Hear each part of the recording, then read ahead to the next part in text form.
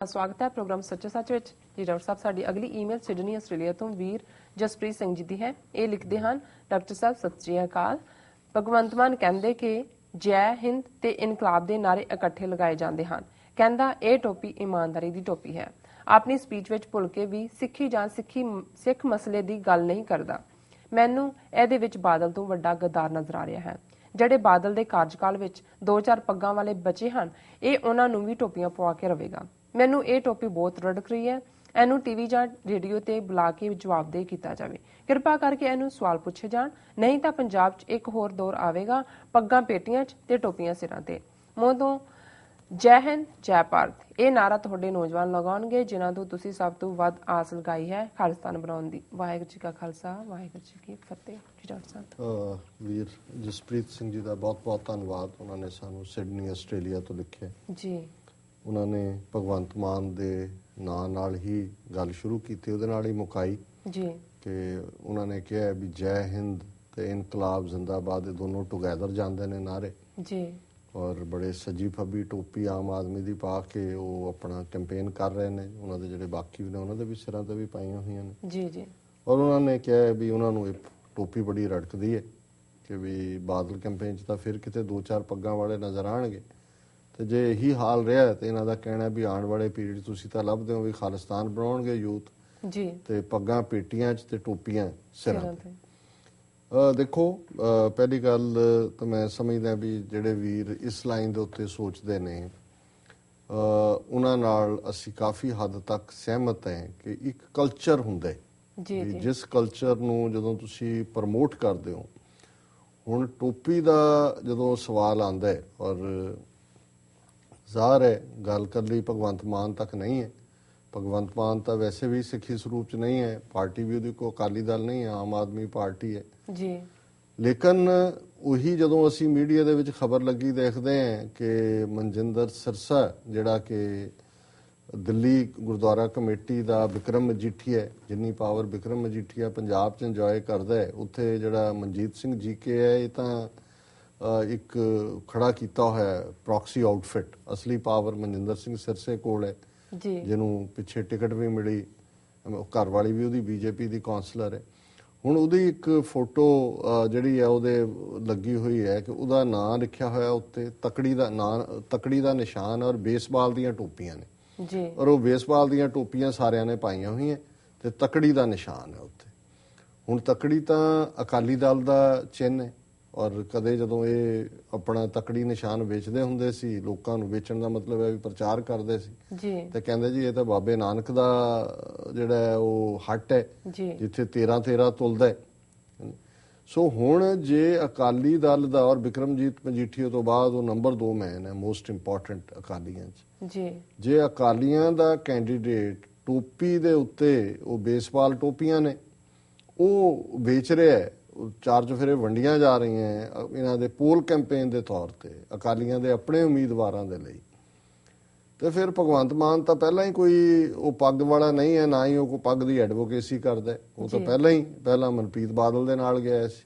ਮਨਪ੍ਰੀਤ ਬਾਦਲ ਦੀ line ਜਿਹੜੀ ਹੈ ਉਹ ਪਹਿਲੇ ਦਿਨ ਤੋਂ ਹੀ ਉਹ ਤਾਂ ਨਾਸਤਕ ਹੈ, ਔਰ ਉਹਦਾ ਆਪਣੀ 3 ਵਾਰੀ ਅੰਮ੍ਰਿਤ ਛਕ ਕੇ ਉਹਨੇ ਜਦੋਂ MLA ਬਣਨਾ ਹੁੰਦਾ ਸੀ ਫਿਰ ਦਾੜੀ ਵੀ ਮੁੰਨੀ ਹੋਈ ਹੈ। ਹੁਣ ਵੀ ਉਹਨੇ ਪਿੱਛੇ ਕਿਹਾ ਜੀ ਅਸੀਂ ਤਾਂ ਹਰ ਡੇਰੇ 'ਚ ਦਾ ਕਰਦੇ ਹਾਂ, ਸਾਡਾ ਕਿਸੇ ਤੇ ਯਕੀਨ ਨਹੀਂ ਹੈ ਜੀ। ਸੋ ਜਦੋਂ ਤੁਸੀਂ ਇਸ ਕਿਸਮ ਦੀ ਆਈਡੀਓਲੋਜੀ ਦੀ ਗੱਲ ਕਰਦੇ ਹੋ, ਪਰ ਮੈਨੂੰ ਜਿਹੜੀ ਹੈਰਾਨੀ ਹੋ ਰਹੀ ਹੈ ਇਕੱਲੇ ਇਸ ਕੰਟੈਕਸਟ 'ਚ ਨਹੀਂ, ਇੱਥੇ ਵੀ ਮੈਂ ਦੇਖਦਾ ਅਮਰੀਕਾ 'ਚ ਸਾਡੇ ਆਪਣੇ ਕੁਝ ਜਾਣੂ ਪਰਿਵਾਰਾਂ 'ਚ ਵੀ ਕਿ ਪਟਕਾ ਬੰਨਿਆ ਹੋਇਆ, ਪਟਕੇ ਦੇ ਉੱਤੇ ਟੋਪੀ ਲੈ ਕੇ ਕੰਮ ਕਰ ਰਹੇ ਔਰ ਉਹਨਾਂ ਨੂੰ ਕੋਈ ਇਸ ਗੱਲ ਦਾ ਹੁੰਦਾ ਨਹੀਂ। ਕਈਆਂ ਦੀਆਂ ਮੈਂ ਸਾਹਮਣੇ ਲੁਹਾਣ ਤੱਕ ਮੈਂ ਗਿਆ, ਮੈਨੂੰ ਇਹ ਹੁੰਦਾ ਕਿ ਇਹ ਨਹੀਂ ਹੈ ਜਾਂ ਤੁਸੀਂ ਪਾਸੇ ਹੋ ਜਾਓ ਜੀ ਜੀ। ਤੇ ਉਹਨਾਂ ਨੂੰ ਕੋਈ ਇਹ ਲੱਗ ਹੀ ਨਹੀਂ ਰਿਹਾ ਹੁੰਦਾ ਵੀ ਸਿਰ ਤੇ ਟੋਪੀ ਰੱਖਣਾ ਜਿਹੜਾ ਇਹ ਕੋਈ ਸਿੱਖੀ ਦੀ, ਵੈਸੇ ਕੇਸ ਸਬੂਤੇ ਨੇ ਲੇਕਿਨ ਟੋਪੀ ਰੱਖੀ ਹੋਈ ਜੀ। ਸੋ ਮੈਂ ਸਮਝਦਾ ਵੀ ਅਸੀਂ ਕਿੱਥੇ ਇਸ ਗੱਲ ਤੋਂ ਕਿਤੇ ਮਾਈਨਸ ਹੋਈ ਹੈ ਸਾਡੀ ਗੱਲ ਵੀ ਹੁਣ ਅਸੀਂ ਰਹਿਤਨਾਮਿਆਂ 'ਚ ਦੇਖਦੇ ਹਾਂ ਕਿ ਹੋਏ ਸਿੱਖ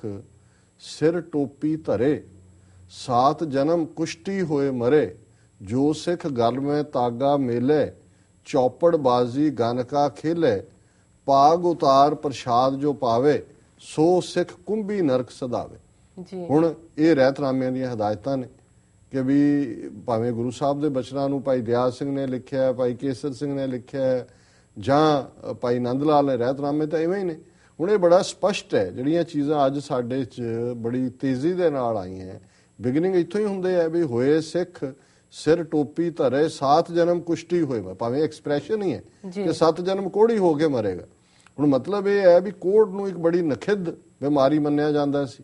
ਉਹਨੂੰ ਕੋਹੜੀ ਨੂੰ ਜਿਹੜਾ ਜੰਗਲ 'ਚ ਛੱਡ ਆਉਂਦੇ ਸੀਗੇ, ਕੋਈ ਸਮਾਜ ਦਾ ਯੂਰਪ 'ਚ ਵੀ ਇਵੇਂ ਹੀ ਸੀ ਜੀ। ਹੁਣ ਹਦਾਇਤ ਇਹ ਹੈ ਕਿ ਵੀ ਜੇ ਸਿੱਖ ਨੇ ਸਿਰ ਤੇ ਟੋਪੀ ਰੱਖਣੀ ਹੈ ਤੇ ਫਿਰ ਜੋ ਜਿਹਾ ਕੋਹੜੀ ਹੋਣਾ ਇਹੋ ਜਿਹੀ ਉਸ ਦੀ ਹਾਲਤ ਹੈ ਕਿ ਉਹ ਇਸ ਹੱਦ ਤੱਕ ਗਿਰਿਆ ਹੋਇਆ ਜੀ। ਸੋ ਇਸੇ ਤਰ੍ਹਾਂ ਜਿਹੜਾ ਉਹ ਚੌਪੜਬਾਜ਼ੀ ਜੋ ਇਹ ਗੈਂਬਲਿੰਗ, ਕੋਈ ਲਾਸ ਵੇਗਸ ਤੋਂ ਰਿਹਾ ਹੁੰਦਾ, ਕੋਈ ਦੂਜਾ, ਇਹਨਾਂ ਨੂੰ ਪਤਾ ਹੀ ਨਹੀਂ ਹੁੰਦਾ ਵੀ ਇਹ ਗੈਂਬਲਿੰਗ ਕਰ ਰਹੇ ਨੇ, ਬੜੇ ਚਾਅ ਦੇ ਨਾਲ ਗੈਂਬਲਿੰਗ ਕਰਨਗੇ।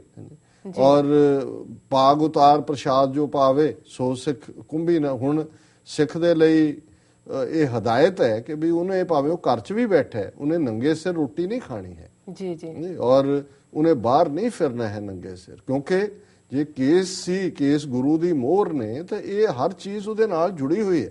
ਜਦੋਂ ਅਸੀਂ ਇੱਕ ਚੀਜ਼ ਪ੍ਰਤੀ ਥੋੜੀ ਜਿਹੀ ਅਣਗਹਿਲੀ ਕਰਦੇ ਤੇ ਫਿਰ ਹੌਲੀ ਹੌਲੀ ਉਹ ਗੱਲ ਆਮ ਜਿਹੀ ਬਣ ਜਾਂਦੀ, ਫਿਰ ਕੇਸ ਵਾਲ ਬਣ ਜਾਂਦੇ ਨੇ ਜੀ। ਵਾਲਾਂ ਦਾ ਰੱਖਣਾ ਜਾਂ ਨਾ ਰੱਖਣਾ ਇਵੇਂ ਹੀ ਹੈ ਜਿਵੇਂ ਕਿਸੇ ਦੀ ਮਰਜ਼ੀ। ਜਦੋਂ ਕੇਸ ਗੁਰੂ ਦੀ ਮੋਹਰ ਨੇ ਤੇ ਫਿਰ ਇਹਦੇ ਤੇ ਸਾਡਾ ਹੱਕ ਨਹੀਂ ਹੈ। ਸਾਨੂੰ ਤਾਂ ਹਦਾਇਤ ਹੈ ਕਿ ਭਾਈ ਨਗਨ ਸੀਸ ਜੋ ਬਾਹਰ ਫਿਰੇ, ਨਗਨ ਸੀਸ ਜੋ ਖਾਏ, ਮੇਰਾ ਦਰਸ਼ਨ ਨਾਹੇ ਤੇ ਤਨਖਾਹੀ ਵੱਡੋ ਕਹਾਏ। ਹੁਣ ਇਹ ਸਾਰੇ ਰਹਿਤਨਾਮੇ ਨੇ, ਹਦਾਇਤਾਂ ਨੇ ਕਿ ਵੀ ਇਹ ਨੰਗੇ ਸਿਰ ਨਹੀਂ ਫਿਰਨਾ ਹੈ ਜੀ ਜੀ, ਨੰਗੇ ਸਿਰ ਖਾਣਾ ਨਹੀਂ ਹੈ।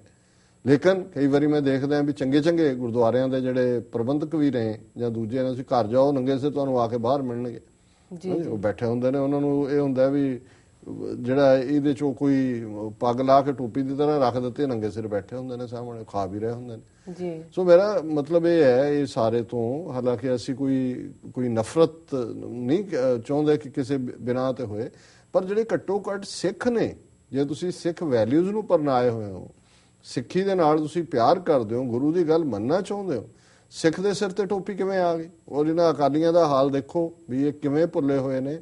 1960 70 ਦੇ ਵਿੱਚ ਇਹ ਡਿਮਾਂਡ ਕਰਦੇ ਸੀ, ਰੈਜ਼ੋਲੂਸ਼ਨ ਨੇ ਅਕਾਲੀ ਦਲ ਦੇ, ਕਿ ਵੀ ਐਨਸੀਸੀ ਸਕੂਲਾਂ ਕਾਲਜਾਂ 'ਚ ਹੁੰਦੀ ਸੀ ਉਦੋਂ ਜੀ ਜੀ। ਔਰ ਉਹ ਟੋਪੀ ਜਿਹੜੀ ਹੈ, ਹੁਣ ਜੇ ਸਿੱਖ ਦੇ ਲਈ ਟੋਪੀ ਮਨੇ ਤੇ ਸਿੱਖ ਬੀਬੀ ਦੇ ਲਈ ਵੀ ਮਨੇ ਜੀ, ਕਿਉਂਕਿ ਜੇ ਅੰਮ੍ਰਿਤਧਾਰੀ ਸਿੱਖ ਬੀਬੀ ਵੀ ਹੈ, ਸਿੰਘ ਵੀ ਹੈ, ਕੋਈ ਵੱਖਰੇ ਕਾਇਦਾ ਕਾਨੂੰਨ ਤਾਂ ਨਹੀਂ ਨੇ। ਸੋ ਉਹਨਾਂ ਦੀ ਮੰਗ ਹੁੰਦੀ ਸੀ ਕਿ ਵੀ ਇਹ ਐਨਸੀਸੀ ਸਿੱਖ ਬੀਬੀਆਂ ਨੂੰ ਟੋਪੀ ਨਾ ਜਿਹੜੇ ਪਾਉਣ ਦੀ ਪਾਬੰਦੀ ਨਹੀਂ ਹੋਣੀ ਚਾਹੀਦੀ, ਇਹਨਾਂ ਨੂੰ ਜਿਹੜਾ ਛੋਟਾ ਪਟਕਾ ਜਾਂ ਜਿਵੇਂ ਵੀ ਹੈ ਕੋਈ ਹੋਰ ਉਹਦਾ ਸਾਧਨ ਹੋਏ, ਇਹਦੇ ਲਈ ਮੰਗ ਕਰਦੇ ਰਹੇ ਨੇ। ਹੁਣ ਤੁਸੀਂ ਦੇਖੋ ਕਿ ਵੀ ਆ ਅਕਾਲੀਆਂ ਦੀ ਸਰਕਾਰ 5ਵੀਂ ਵਾਰੀ ਹੈ, ਮੁੱਖ ਮੰਤਰੀ ਬਣਿਆ, ਕੋਈ ਇਹਨਾਂ ਨੇ ਕ੍ਰੀਏਟ ਕੀਤਾ ਕਿ ਵੀ ਇਹ ਤੁਸੀਂ ਜ਼ਬਰਦਸਤੀ ਜਿਹੜਾ ਉਹ ਸਿੱਖ ਬੀਬੀਆਂ ਨੂੰ ਜਿਹੜੀਆਂ ਨੇ ਉਹ ਟੋਪੀ ਨਹੀਂ ਪਵਾ ਸਕਦੇ। ਹੁਣ ਮੈਂ ਦੇਖਦਾ ਵੀ ਇੱਕ ਪਾਸੇ ਦਾ ਮਾਝੇ 'ਚ ਮੁੰਡੇ ਮਾਰ ਦਿੱਤੇ ਨਸਲਕੁਸ਼ੀ ਕਰਕੇ, ਅੱਧੇ ਜਿਹੜੇ ਨੇ ਉਹ ਡਰੱਗੀ ਬਣਾ ਦਿੱਤੇ, ਕੁੜੀਆਂ ਹੁਣ ਉੱਥੋਂ ਭਰਤੀ ਹੁੰਦੀਆਂ ਨੇ CRPF ਦੇ ਵਿੱਚ, BSF ਦੇ ਵਿੱਚ, ਉੱਥੇ ਇੱਕ ਦੋ ਬੜੀਆਂ ਰੈਪਿਊਟਡ ਇੰਸਟੀਟਿਊਸ਼ਨਸ ਨੇ ਜਿਹੜੀਆਂ ਉਹਨਾਂ ਨੂੰ ਭਰਤੀ ਹੋਣ ਲਈ ਕਰ ਰਹੀਆਂ, ਸਭ ਦੇ ਸਿਰਾਂ ਤੇ ਟੋਪੀਆਂ ਰੱਖੀਆਂ ਹੋਈਆਂ, ਸਿੱਖਾਂ ਦੀਆਂ ਕੁੜੀਆਂ, ਪੇਂਡੂ ਕੁੜੀਆਂ ਜੀ।